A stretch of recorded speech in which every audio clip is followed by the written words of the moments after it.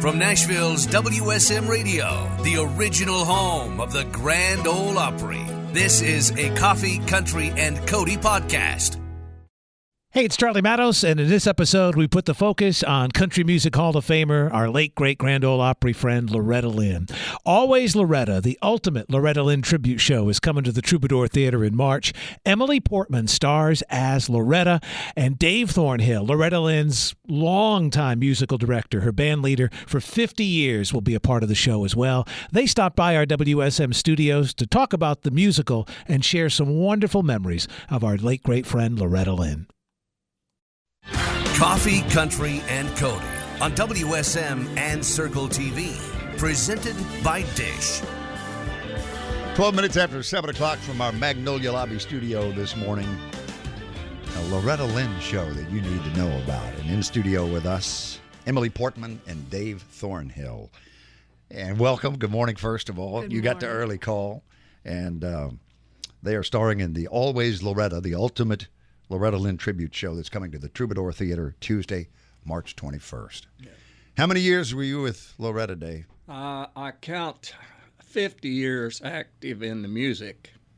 And then, of course, you know, I had a relationship with her right on up until she passed. Yeah, so 55 years altogether. All right. And Emily, you knew her, and you're a Kentucky girl. You naturally talk much like she did. Yeah, yes. Yeah, Your accent, that is. We've got some connections for sure, and I did know Loretta, and she's a very special person to me. So this is quite an honor to get to portray her in this upcoming show. But you've done this before. This should be a little easier because you toured. What was the name of the Conway Twitty touring show? Conway, the man, the music, the legend, the musical, and Yes. you portrayed Loretta, right? Played Loretta in the musical, run about 15 years ago. So I've done this kind of on the side as a side gig for quite some time. I've always done it with love and respect for Loretta. And my Kentucky music family kind of pushed me into it, said, you sound like Loretta when you sing. So it kind of went from there. So. And you grew up in Litchfield, which is not too far from here, just Not up too by far. 65. Yeah, about 2-hour drive. Yeah. And Dave, you grew up not too far from Loretta, did you? That's Just right. a few miles up the Pike County, Kentucky. I was born and raised 30 miles where she lived and was born. Mm-hmm. And my dad spent 44 years in the coal mine, so we've got a very similar background. I was reading very conservative Church of Christ upbringing for you. Yes, indeed. And you traded a BB gun. Could I pause for a second? Is there a liberal Church of Christ upbringing? I'm just curious. We don't talk about that. Okay. I'm just saying. All right. Over here I just wanted to know. at the First Baptist Sorry. Evangelical and Reformed Pentecostal Seventh-day Brotherhood of God I in didn't Christ realize there was a different Incorporated. branch. We split off from them. Okay. Don't have to ask. So you traded a BB gun for a guitar and hid it in the woodshed so your daddy Yes, wouldn't I know did. you were playing that old music? Oh, yeah, my dad said, don't do that stuff. And so I did. I traded a BB gun and hid the guitar up in the woodshed. So when Dad would go to work in the daytime, I'd go down to the woodshed and So that's where the term came from? Yep. You invented woodshedding as it relates to the music business? Woodshed. You I really did. invented the term, yeah. And so my dad was really against the music all them years. And when I had a twin brother that also played with Loretta for a while. Uh-huh. And so when John and I were seniors in high school, we got a job playing 7 nights a week in a club. And, of course, that didn't settle too well with my dad. And he'd always say, well, won't you guys get a real job? Won't you get a real job? Well, several years passed, and when I got the job with Loretta Lynn, he wouldn't even go to a theater. And we played Williamson, West Virginia. It's a Cinderella Theater about 20 miles from where my dad lived. And when the curtain opened, there sat my dad on the front row with a smile like that.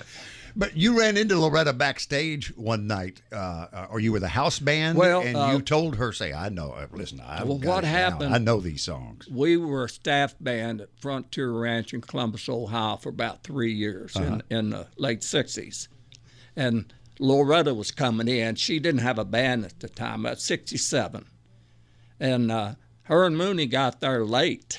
They come in a Cadillac, coming in late. Well, our band is already on stage warming the audience up. I didn't even have time to sit down and talk with her, run over her songs or anything.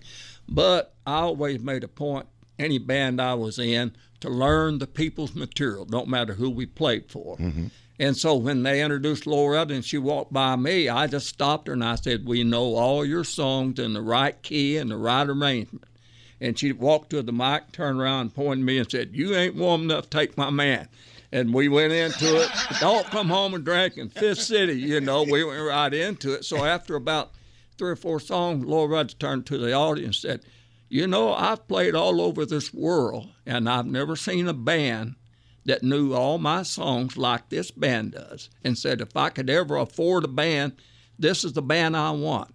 Well, 2 years later, all 5 of us was with her, and we stayed that way for years. The Coal Miners. Yeah. And you became the band leader.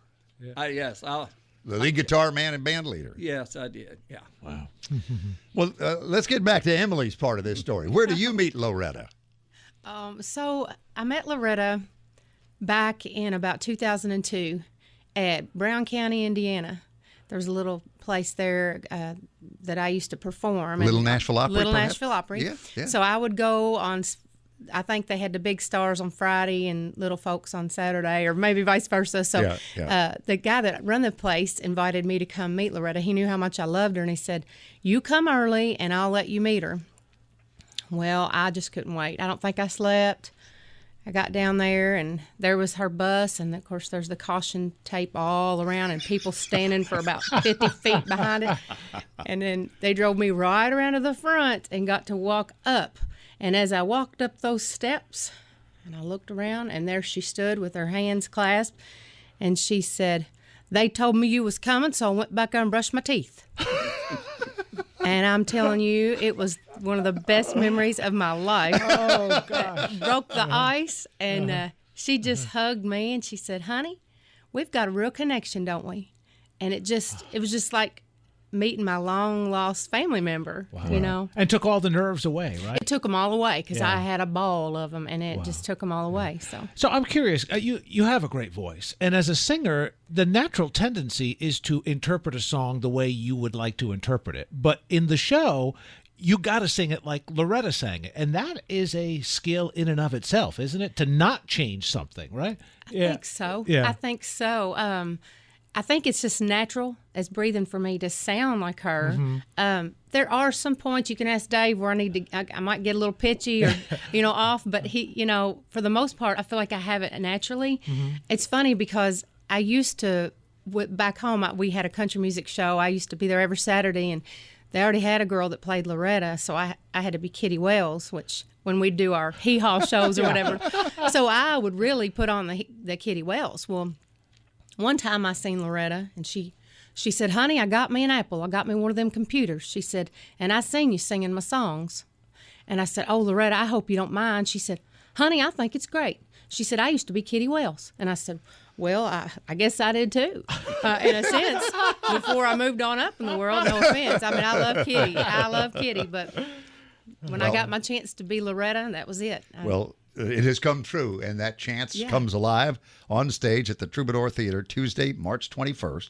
Always Loretta, the ultimate Loretta Lynn Tribute Show. It's coming to the Troubadour Theater, and if you want to know more, it's simply alwaysloretta.com on the web. Thank you both for getting up early and coming in and giving us this opportunity this morning. Thank you. And I love your jacket. Oh, thanks. Leave it with me. I'll let you borrow it. Give it to me.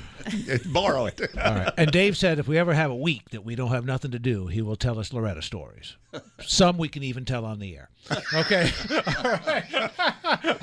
Thanks for listening to the Coffee, Country, and Cody podcast. Make sure to subscribe so you never miss an episode. And please leave us a 5-star review. This podcast was produced through the facilities of WSM Radio in Nashville, Tennessee. The hosts of Coffee, Country, and Cody are Bill Cody, Charlie Matos, and Kelly Sutton. Producer, Eric Markham. WSM General Manager and Director of Content and Programming, J. Patrick Tittle. Copyright 2023. Opry Entertainment Group Holdings, LLC.